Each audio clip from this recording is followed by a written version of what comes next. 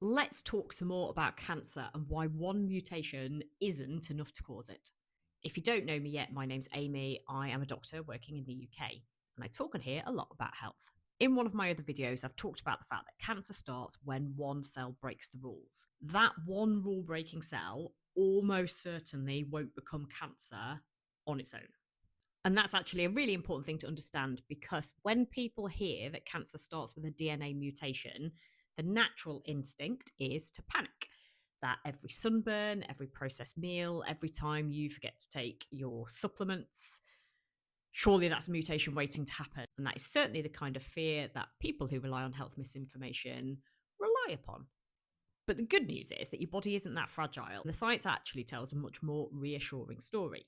In the 70s, so actually not that long ago, a scientist called Alfred Knudsen basically came up with this idea of a two-hit hypothesis for cancer based on his work studying a rare condition called retinoblastoma. His theory, which has now been demonstrated in further research studies, suggested that cancer required two hits, so two separate mutations within the same gene in the same cell lineage. He talked about one being inherited and one acquired, or both being acquired over time. The first hit leaves the cell vulnerable, and then after the second hit, the safeguards are gone completely.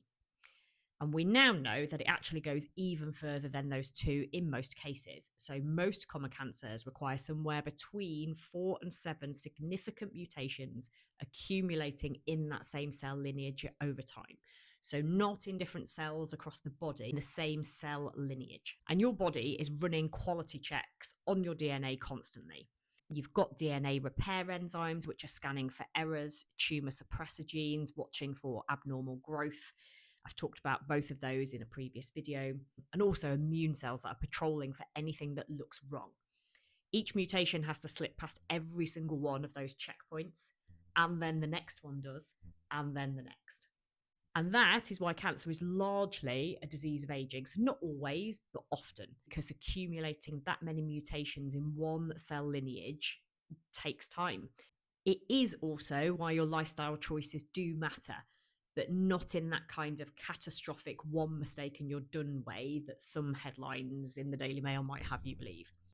Smoking doesn't give you one mutation that causes lung cancer. It creates an environment where mutations are able to accumulate faster, where the checkpoints are overwhelmed more easily, and where the odds of enough hits in the right place start to shift. The difference between somebody who smokes for 40 years and develops lung cancer and somebody who smokes for 40 years and doesn't will often just come down to whether those mutations happen to land in the right genes in the right cell at the right time, or actually the wrong genes in the wrong cell at the wrong time. Understanding this is all, I think, really important because it affects the way we think about risk and blame when it comes to cancer.